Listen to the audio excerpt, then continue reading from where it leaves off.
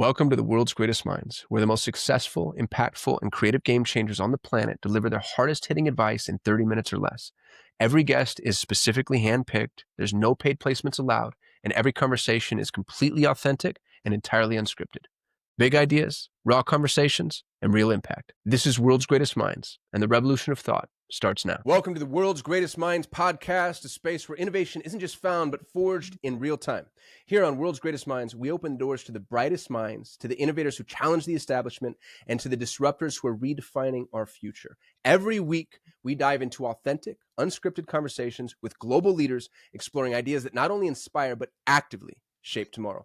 Prepare to connect, learn, and be part of the conversation driving human progress. This is World's Greatest Minds, and the revolution of thought begins now. Joining me today is our very first guest, the one, the only, Chris Luck. Chris, thank you so much for being here, man. I really appreciate you. I really appreciate you having me. Thank you. Chris is the unstoppable entrepreneur. He's not just an entrepreneur. He's a serial innovator who's been building online empires since 1999. He's called himself supremely unemployable after being fired from all 19 of his early jobs. He's a marketing maverick. He mastered referral marketing, has invested hundreds of thousands of dollars in self-education. He's the ultimate community architect. This thing will blow your mind. Chris has built a proven model for creating high-end communities using systems that I think you will be really impressed with. He's created an 18,000 paying member community on what I think is the most competitive topic online, which is AI. And Chris, you are a AI thought leader and easily one of the world's greatest minds in the space. So if you don't mind touching on, how did you land there? Like, what made you think when the AI meteor hit the earth, like, oh, I'm going to go start a community? Yeah, that's a great question. So, like you mentioned, I kind of got my start online back in '99 when I kind of dove in full time, and I feel like the internet always has like these monster tidal waves of just advancements that happen over time. And I noticed in about late 2020 is when I had a community before the AI community you're talking about now, and I noticed everyone in the community was talking about ways that they're using AI in their business, and it was blowing my mind. So I actually found out about it just through kind of being a fly on the wall. And then when I realized the majority of what people talk about in the whole referral marketing space and like affiliate marketing and ambassador and influencer marketing, they were all of the top conversations were about how they're using AI. So I saw this opportunity where I wanted to learn what they were doing and kind of the techniques and tools they were using, and it was all fragmented. It was just they were talking about going to all these different places, and I was like, why can't there just be one place? So then that's when I built it, and it was one of those I built it, and I hoped they would come, and they came, and they're referring all their friends, and that's kind of how I got to where I'm at.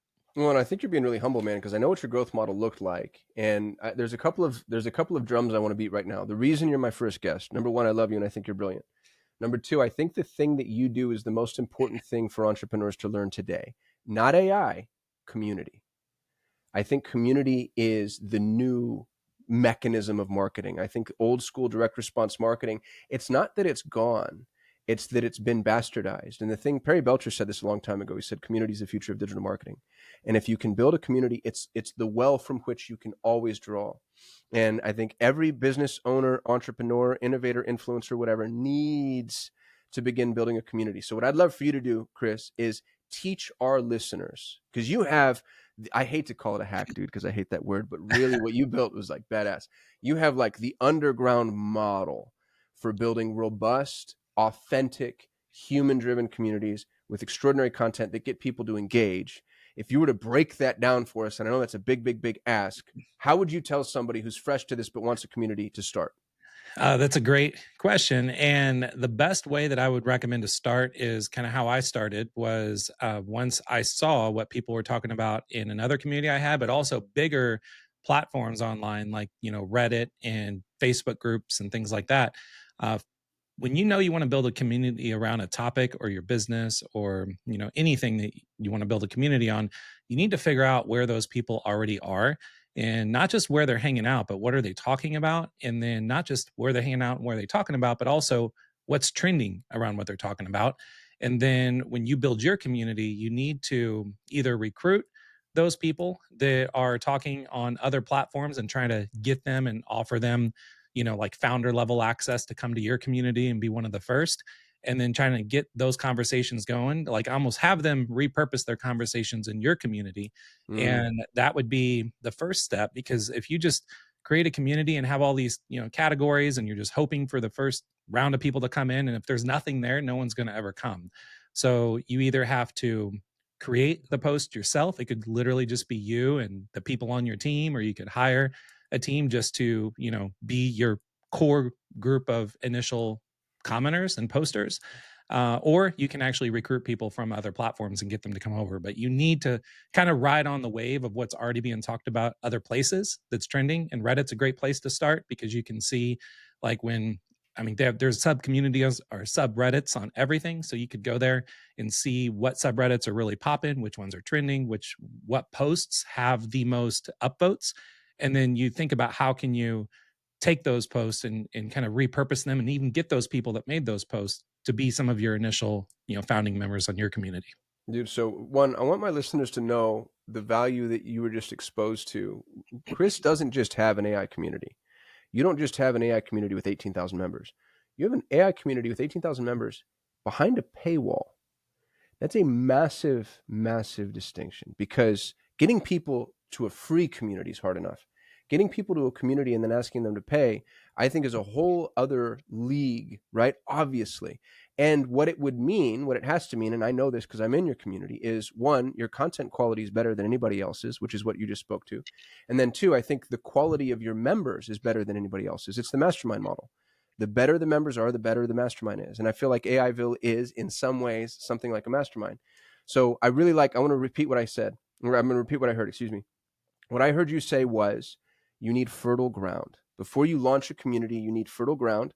So go figure out where these people are elsewhere along the internet, right? And that can be, talk to me a little bit about where those pools are. Facebook groups feel obvious, school communities, circle communities. Are there like niche and or weird little pockets that we wouldn't think about that you would encourage us to look at?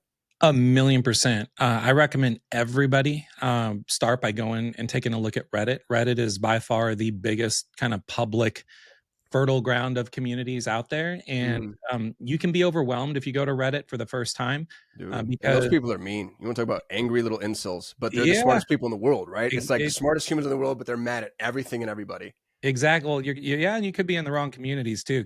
That's probably true. I don't know which ones you're in, but the Yeah. ones that I like to join are seem pretty nice. But there's two places that you can go in addition to Reddit. So Reddit is obviously where I would start for anybody, because they have like, in my world I would call them sub communities, but on Reddit's world they call them subreddits. You'd be overwhelmed if you just go to Reddit by itself. There's two websites you could go to. They're both free to try out. One's called redditlist.com, and then that is going to take all of it aggregates all the subreddits on Reddit and then sorts them by what's trending, what's not. Wow. Dude, So that's a it value bomb right there. yeah, it's like a cheat code essentially. And then another one that's even more advanced is called Gummy Search. So think of like gummy bears, GUMMY search.com. And neither one of those are my properties, or I'm not really affiliated with them, but I use Gummy Search probably 3 or 4 times a week, because what it can do is you can, once you find the subreddits and sub communities that, let's say around gardening, maybe you want to start a gardening community, find all the ones that have the most active members using Reddit list. Then you can put those in Gummy Search, and then anytime there's any posts that start popping and trending based off of certain filters that you have, you can get notifications. And then you can take those posts that are trending and think about how you can make a better post on your community. And also a big secret is when you're building your community, you want to make sure the majority of it is all publicly, like, open, so Google can index it, all the search engines can index it. Hmm. We also ChatGPT and all the LLMs and all of those can optimize and index it, so you can start But showing if you're up in doing that, Chris, results. how do you put it behind a paywall if the content's free, or do you flip to pay once you've reached critical Mm. mass? Yeah, great question. So the way I like to build communities and how I built AIville was about 90% of it is free.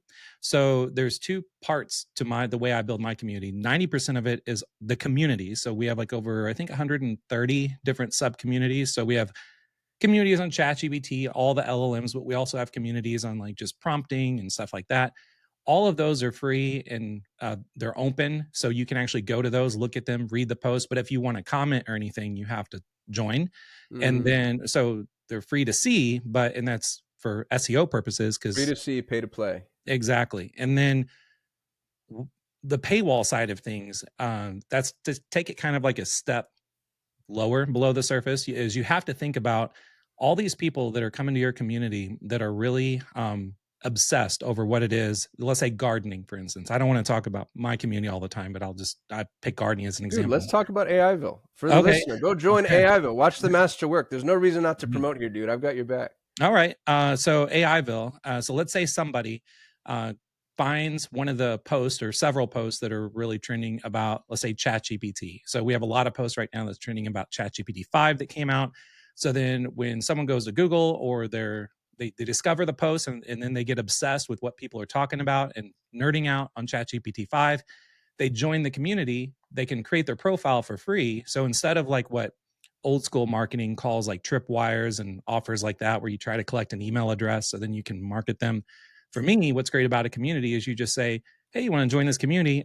Create an account. It's free. They Mm. create their account, put in their first name, last name, their email, all their interests that they're into. So you have like this massive like profile on them. And then based off of their engagement they have in ChatGPT, you can then DM them, and you can set up like agents and stuff inside your community to automatically DM them. Once they've made so many posts in ChatGPT, you could DM them and say, hey, we have this ChatGPT prompt guide or the survival guide to ChatGPT. And then that's your offer. And then you let them know if they want the survival guide or this like really in-depth handbook. That's in the pro level of your community. And then that's where you can pitch your paywall. So the way I like to do it, I don't like to do like upsells and funnels and all that kind of stuff. I just like to have one price point, and then it's almost more of like having like a library card, right? You don't I don't like to go buy a bunch of books. I just have a library card back in the day. Go in, and then you have all the books there for you to choose from. And that's how I like to do my paid side of my communities. I have all the free stuff, all member kind of curated, and then all the really hardcore stuff that is like the tutorials, the blueprints, the tools, the software, and all that. That's like an all access pass for a monthly membership. So I have two questions. The first one is, first of all, I absolutely love your ascension plan. Here's why. You bring them in for free with massive value. You show them there's value in the community. And then when you come to them with your offer, and dude, this is absolutely genius. The offer isn't a vending machine, because that's how most people, most marketers, most business owners, info marketers especially, are vending machines, and they don't even know it. They're like, hey, if you put in your dollars, you'll get this thing. And then we're done, right? Then we're done. God bless. Have a nice day. I hope it helps you. Nobody in the history of the world has ever had a relationship with a vending machine. Your offer is the tip of the iceberg. You're like, by the way, I have this really badass offer that's worth the cost of admission. And when you buy, when you pay, when you join, you also get everything else, underneath this, like this, everything else that this has. And you start to hear what I think are the magic words in any community, which is, this was worth the cost of admission. Every community, Ryan Dice taught me this when he was building Digital Marketer. When you build a community, every individual facet should be worth the cost of admission, and you should have at least 5 facets. That's his number, 5. So there's 5 different things. We try to do that at Driven, right? We have the quarterly events, but then we also have the Wednesday calls, but then we also have the one-on-ones, but then we also have the faculty. Like, you want multiple things that are all potentially worth the cost of admission, and you build that into your ascension model, which I think is absolutely genius. My question for you is, when you're building these assets, how do you choose which ones to build first? Because that feels a little overwhelming. If I want to go build my community, regardless of the niche, like, I realize that the content that people are asking for might lead you in that direction, but how do you know which one's going to tip people over into the paid? Yeah, great question. The easiest answer is what has the most tangible value. So Mm. for AIville, let's say people are that join AIville and they're just nerding out on the ChatGPT community, the Grok community, the Claude community. Well, if they want those tools, they have to go pay individual memberships for each one of those tools. And depending on when someone's listening to this podcast, who knows what the memberships are, but call them about $20 to $40 a month. Well, it was an easy thing for me. I would just get API access to all those tools, and I would recreate those tools inside the paid version of AIville. So I say, hey, for insert the price of AIville at the time for whatever that is per month, it would be essentially the cost of what ChatGPT would be.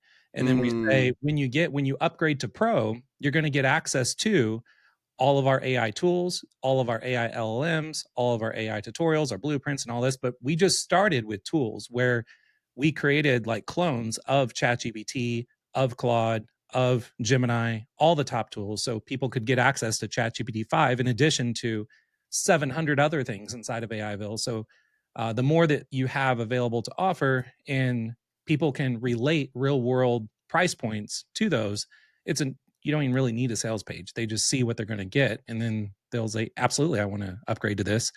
If people are in creating a community where there are no tools and software available, think about just books. So for gardening, if someone had a gardening community, they could be like, "Hey, we have this whole library of handbooks of all these different things that you can grow in your backyard." Outside the pro level or the plus version of our community, these books individually would cost this, this, this, this, and this. But if you just upgrade right now to Plus, you unlock all of them right now and they're instantly available. So you have to attach tangible price points to what it is that they're getting. You can't just have it be, air in a box. That was my second question. How do you pick a price?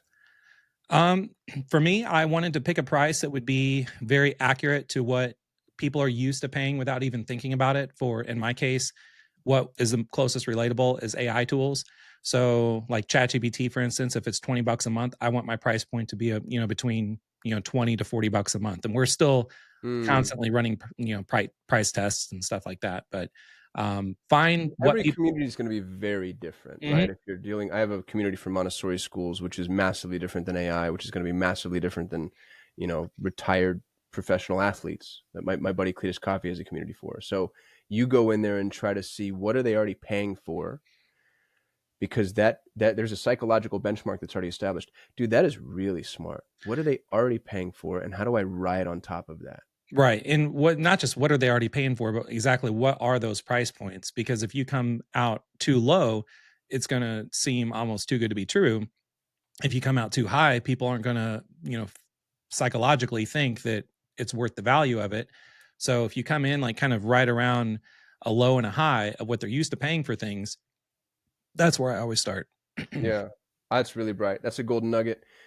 Reaching out to people. So you said, going back, because we're sort of taking your template and we're picking it apart. Use Reddit, subreddits, redditlist.com, gummysearch.com, identify the high quality content, figure out who's saying what, where are these people, what are they talking about, what's trending, to bring the influentials over, the people that are actively talking, posting, and to get them into AIville. How do you do that without feeling kind of cold outreach, sneaky salesy? Like, what are there tricks to move folks over in an organic and authentic way? Yeah. So you have to first, once you find out where they're at, you can't just create an account, let's say on Reddit, and then just be a user with no posts. And then all of a sudden you're trying to message all these people. You need to, I would say some people like to call it like, you know, for whatever reason, everyone thinks of like your top 100 or something like that. But I don't even think that big. I would just say like my top 20.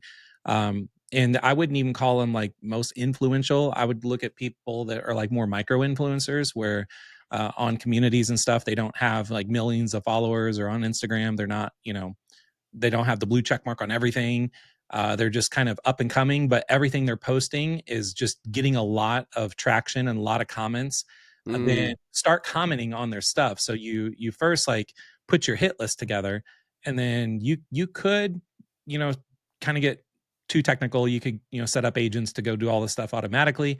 But if you want to start off doing it yourself and you don't have a team, just every day, you should first off rewind. You should build a community that you're also passionate about.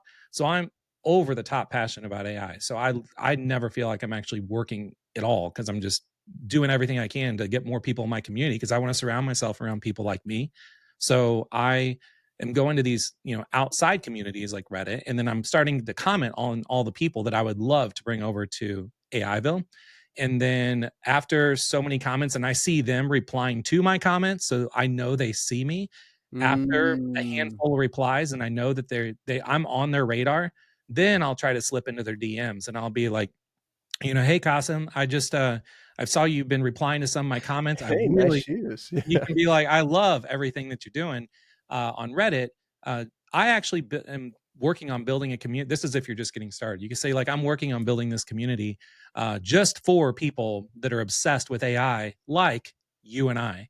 Mm. You never want to use words like just you always want to talk like they're joining with you as like a friends and family thing. So Yeah, use us. words like you, us, together, we, and then if you want to take it further, you can even think about sitting down with ChatGPT and putting like a little mini manifesto together on like what you believe in and all that kind of stuff, and then have those values when you're reaching out to these people, and you let them know like you're building this community because you're just sick of all the negativity that's on Reddit and all the people that are bashing each other that don't even have a clue what they're talking about. I'm sure you agree. So I built this community for people like us. It's all free. We are going to be introducing a pro plan. This would be like an outreach. We're going to be introducing a pro plan where we're going to give access to all the top LLMs, a bunch of tutorials, blueprints. If you would like to be one of the founding members, I would love to have you. So, I would like to give you access to like full on access to the community. I'll set you up with a little badge that says founding member, and then Mm. you'll have unlimited lifetime access to the paid plan. As long as you don't even have to post, just create an account. And because I would love to know what you think. So it's something like that. And Dude, then, that's so compelling. It's so yeah, smart and too, because you're curating the best, the brightest, the smartest. You're telling them this thing is going to exist regardless. You might as well come over. And even if they want to wait in the wings, they can do that and start to see how well you do what you do. But you will find the people that jump in and create a massive amount of content, I imagine, right? yeah, and then there's a lot of we could make this episode a 10-hour episode if you wanted to, because there's so many tricks to what you can do to take this further. So let's say I recruited you and you did come over and create an account on AIville. Well, once you create an account on AIville, what you could do and what I like to do is when we see like influencers and top people come over, we'll even do posts where we're like welcoming them to the family and be like, "Hey, we just see Kasim just joined. Congratulations, Kasim. We're so glad you're a member of the family now. Even though if you didn't even plan on making a post, you are now being celebrated inside of our community. And then you might just want to be a fly on the wall and then not, say anything, which is fine.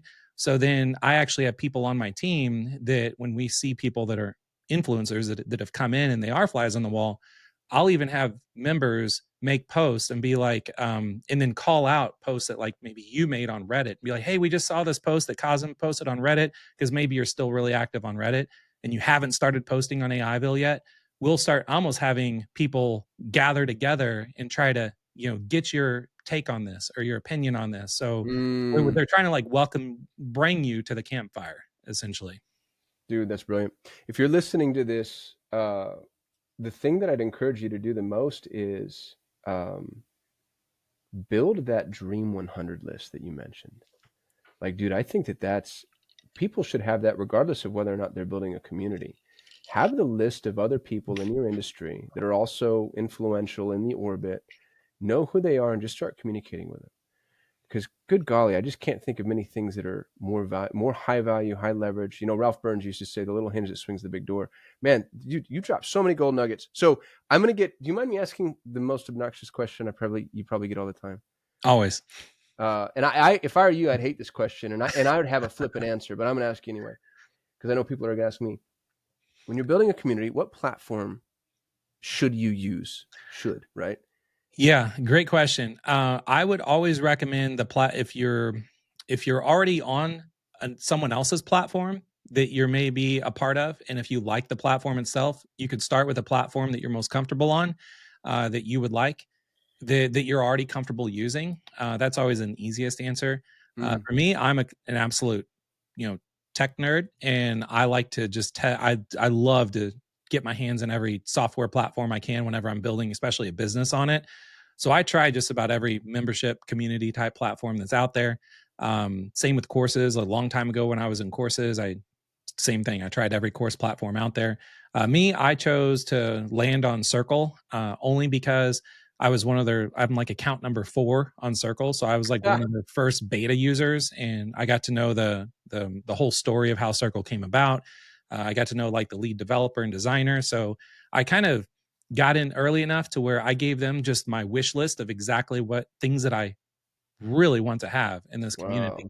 And so there's a lot of really cool features that are really powerful features in Circle that I just kept pushing them to finally roll out. So that's why I use Circle. And I just, it's just a beautiful platform. And I'm a fan of design and just simplicity. And I like everything about it. So that's why I went with Circle, but it doesn't mean that's what anyone else has to go with. That's just my choice. Do you have platforms you would tell people to avoid? Yeah.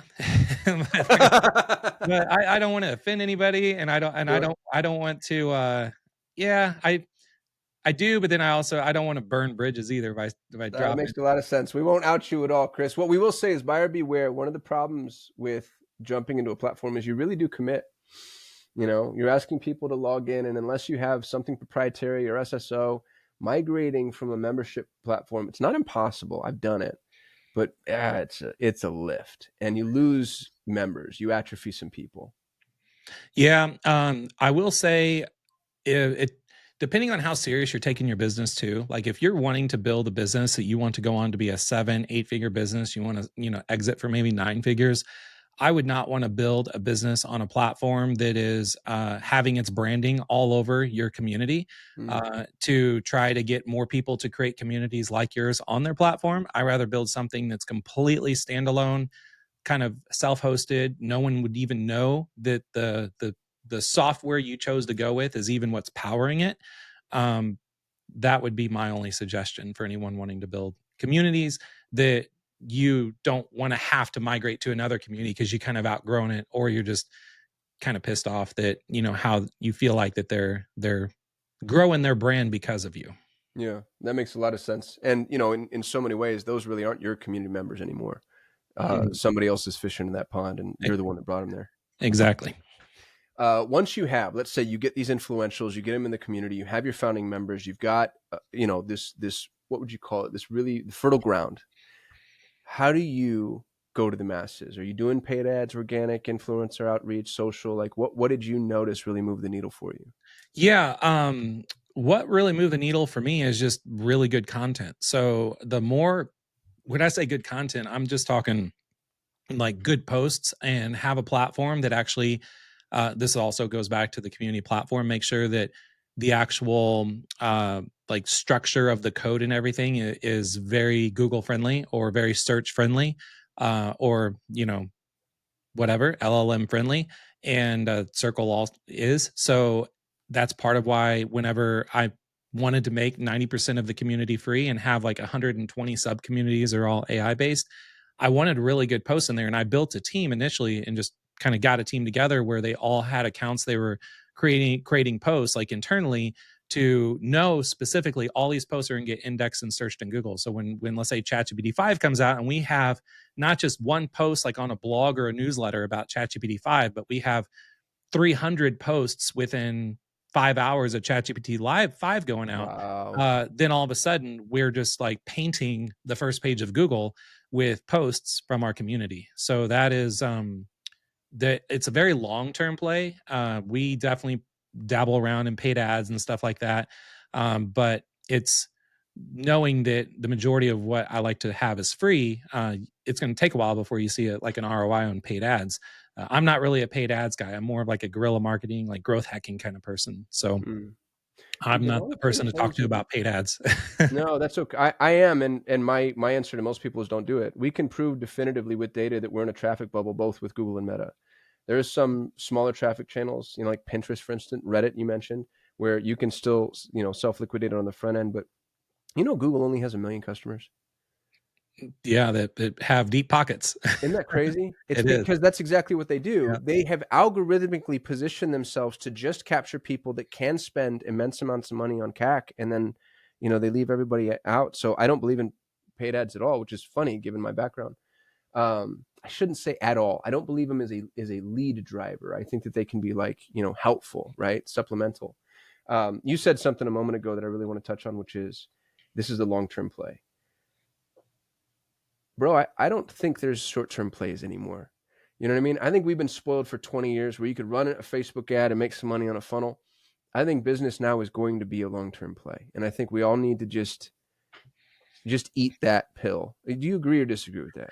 Not only just do I agree, but it's I've done a lot of the short term plays and like other businesses that I built, and it's a grind. And then Mm, when it's like, again, I look at business and the internet because everything that we really do is all online. It's I look at just like the ocean, and you're sitting on the shore waiting for these waves to appear, and the waves being different trends and everything that are happening, that you could maybe hurry up and build a surfboard to ride. And a lot of people that are sorry, I'm a that's metaphor such a junkie. good analogy, dude. That's so Yeah, funny. so so if you see a bit like when I saw the AI wave coming, this was like a tidal wave that I've never seen before, and it's like a Right. short-term play would be like, "Oh, let's grab some cardboard and see how long we can ride this wave, or can we even get on the wave?" And it's like, "No, this is gonna be a pretty significant, change in humanity, in an upgrade in humanity. So I want to take the time and build a surfboard that is not only going to be able to ride this wave, but like outlast everyone else trying to ride this wave." Mm, So the best surfboard that I could think of to buy or build would be a community, because I want to capture as many people as I can that are also interested in this wave and have them all in one place. And that's why kind of look at myself as, I'm the person that does communities, because it's a long-term play. You can have a lot of fun along the way. You can see what everyone's talking about in your world, not other people's worlds, and it can be a lot of fun. And I can't remember who was the so I love quotes, but I'm terrible at knowing who was the first person to say it. um, I think Hormozy tried to say that he said this, but he didn't. It's someone from a long time ago that you basically want to do what doesn't scale.